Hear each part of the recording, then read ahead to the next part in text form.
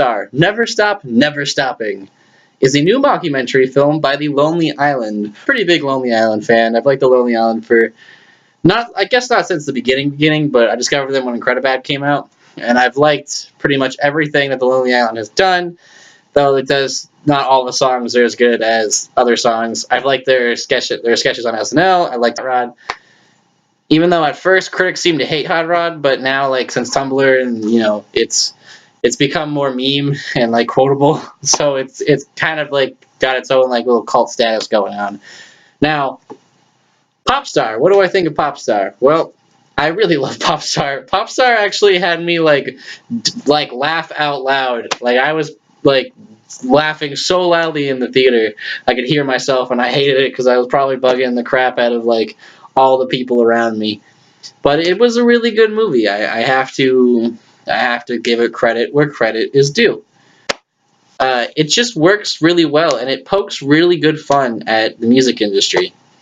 So if you know anything, because what they're doing is they're referencing like the biggest plunders of like the music industry of today, or like the whole U2 thing where they put all the songs onto your iPhone for no fucking reason. It does it really well, and I thought this movie as a comedy for the joke wise, it's so quotable. I feel like you're gonna definitely see memes of this down the road. You're definitely gonna see some like what they're saying on some like GIF, whatever.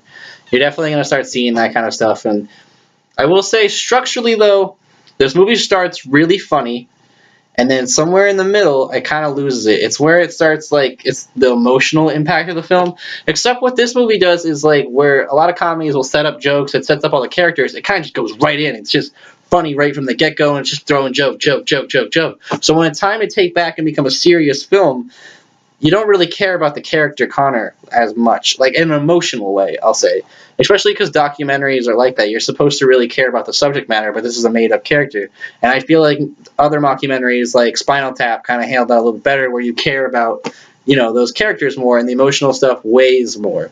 Emotional stuff is there. I just didn't find it like that sad, except for with this turtle, Maximus the turtle. You are a cool turtle, and I feel for you. It definitely picks right back up at the end. The ending is awesome. It's fan service all the way.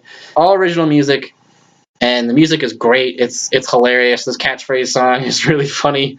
And like the whole humble song at the beginning is great. The last song is great, especially definitely the fan service. It's if you were a Lonely Island fan, if you have been with the Lonely Island since I'd say the first two records, everybody kind of is. That's where everyone really discovered them. I definitely recommend this movie. It's great. You're gonna have a good time.